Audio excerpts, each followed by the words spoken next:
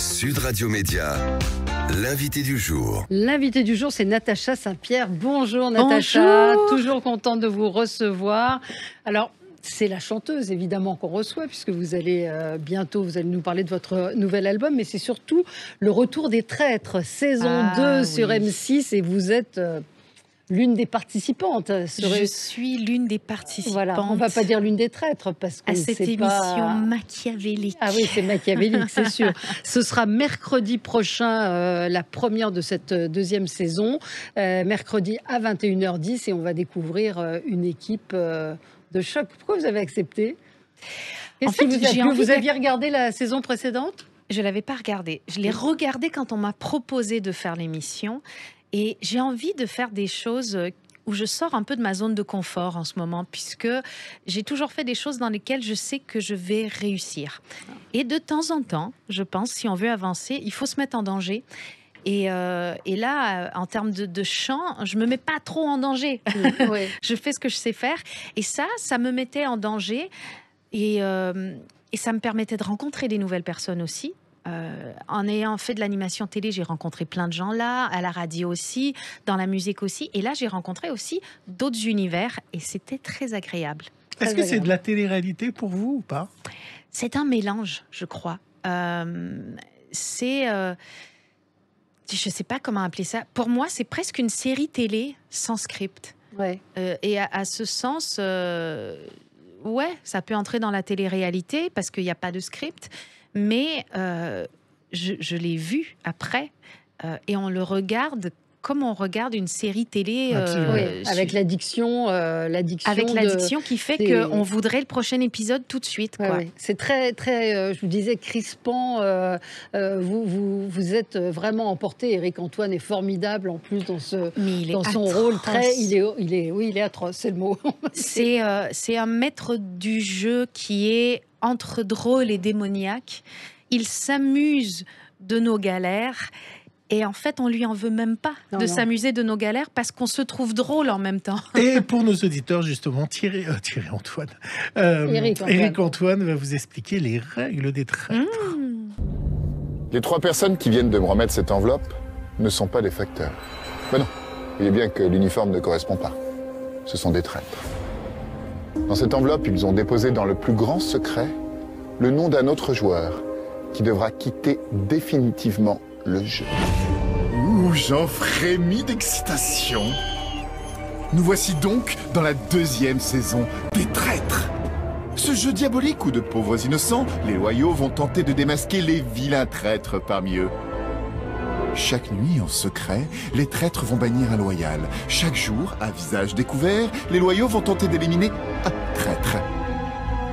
Un jeu de menteurs, de filous et de fripouilles, prêts à tout pour remporter la cagnotte de 50 000 € pour leur association.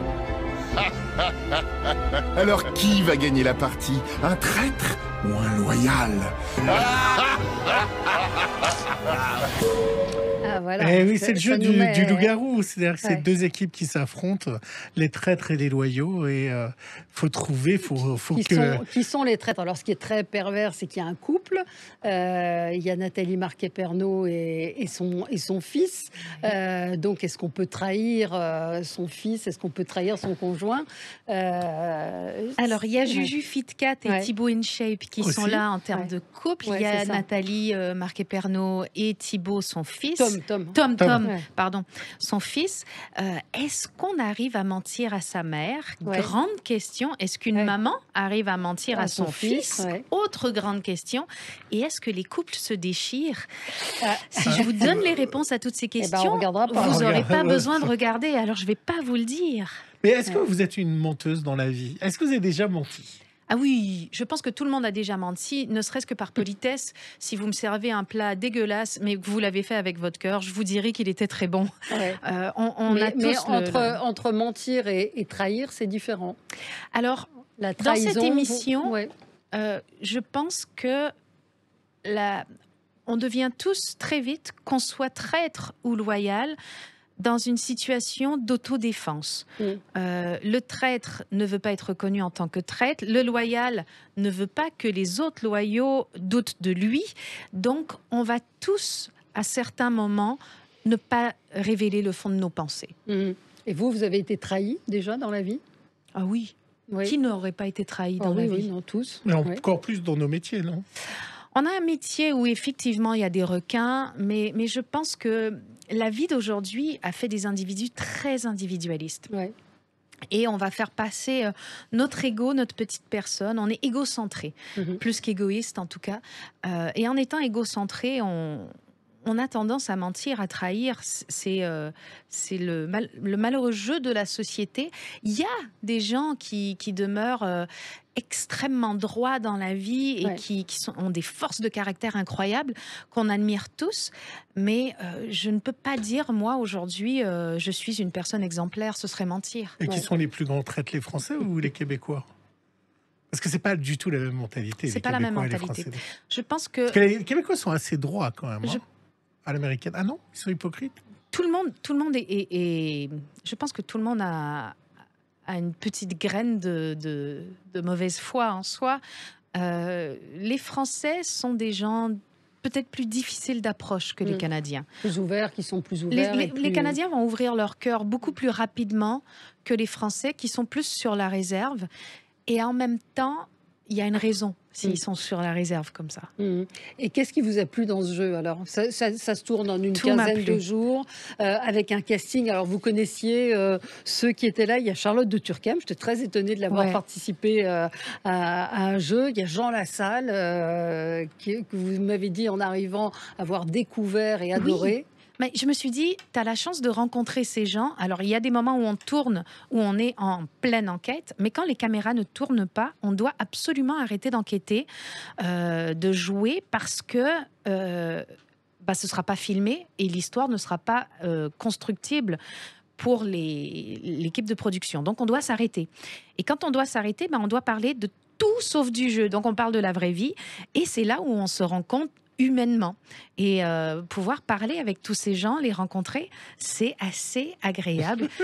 Parce que je ne les aurais pas rencontrés dans la vraie vie. J'aurais jamais eu la chance de rencontrer Jean Lassalle, ni peut-être Charlotte de Turckheim, ni les autres avec participants. Qui vous êtes repartie copine, que vous appelez là, juste après cette émission, je vais déjeuner avec Jen.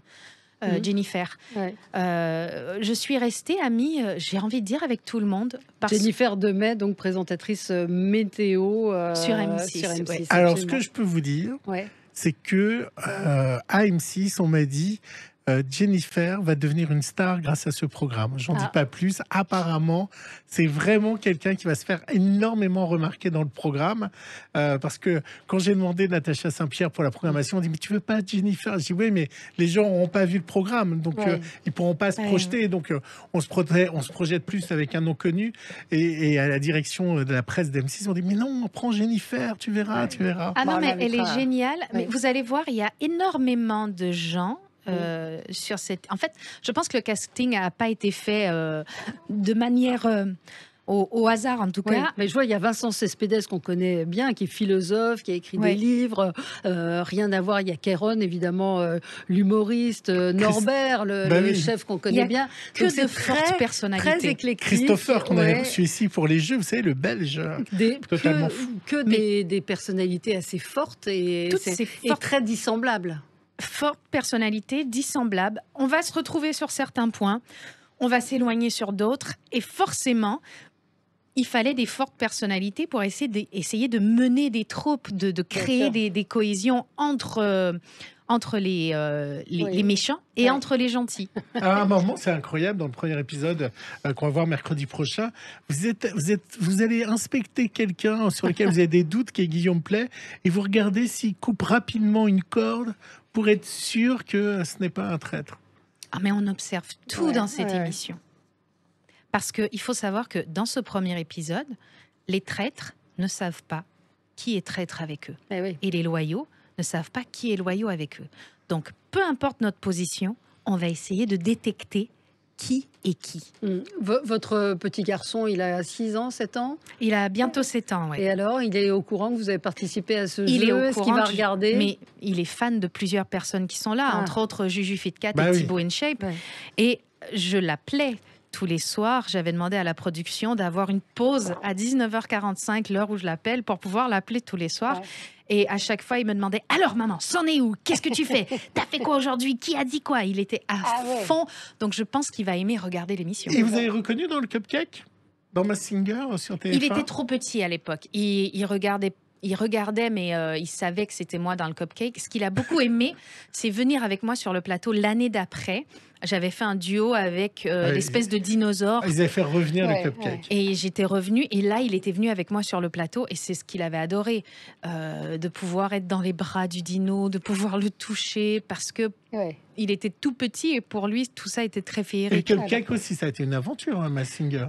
Mais en fait, il y a un truc, c'est que j'adore me déguiser. Oui, c'est ça, vous aimez jouer et vous déguiser. Ouais, j'adore les costumes. Donc, j'avais déjà fait une autre émission sur M6 où on se déguisait, qui s'appelait Un air de star, que j'avais adoré. Et là, j'ai fait cette émission Masked Singer, que j'ai adoré aussi. Moi, quand il faut jouer à Halloween, je suis là, en fait. Vous êtes Alors, un album tout de même, parce que c'est votre métier, donc des chants de Noël. Tout à fait. C'est l'été qu'on prépare les albums de Noël pour qu'ils soient prêts pour Noël. Donc là, je suis en studio, je vous prépare un album. J'ai envie qu'il soit joyeux, j'ai envie qu'on ait envie de le mettre quand on décore sa maison, quand on cuisine pour Noël, quand on va être entre amis et qu'on va se préparer avant un dîner.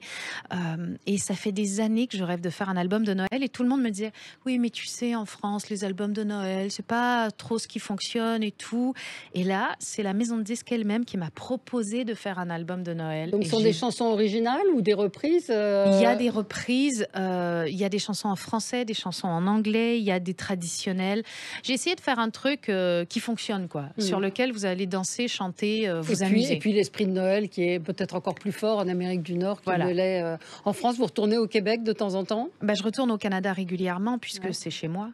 Je n'y vis plus. Une fois qu'on a...